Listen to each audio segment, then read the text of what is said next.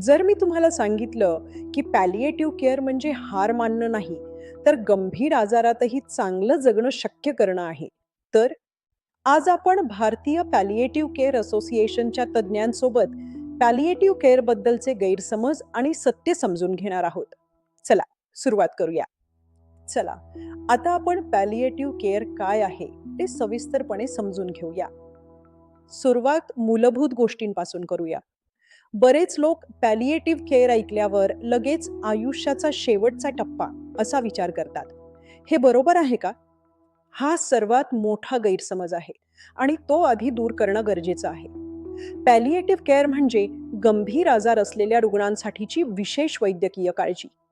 यामध्ये वेदना आणि इतर त्रासदायक लक्षणांपासून आराम देणं, तसंच आजारामुळे निर्माण होणाऱ्या भावनिक आणि व्यावहारिक ओझ्यासाठी आधार देणं यावर भर असतो.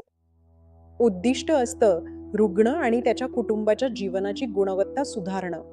हे उपचारांना पर्याय नाही, तर बरं करणाऱ्या उपचारांसोबत हे एकत्र चालतं. म्हणजे हे फक्त शेवटच्या टप्प्यातील रुग्णांसाठीच नाही. बरोबर. जागतिक आरोग्य संघटना सुद्धा शिफारस करते की गंभीर आजाराचं निदान झाल्या क्षणीच पॅलिएटिव्ह केअर सुरू करावी आणि केमोथेरपी, डायलिसिस किंवा शस्त्रक्रियेसारख्या उपचारांसोबत ती सुरू ठेवावी. हा एक अतिरिक्त आधार आहे, अंतिम टप्पा नाही. हा तर लोकांच्या सर्वसाधारण समजुतीपेक्षा खूप वेगळा दृष्टिकोन आहे. होय. आणि म्हणूनच अशा संभाषणांची गरज आहे. अधिक माहितीसाठी आमच्या वेबसाईटला भेट द्या.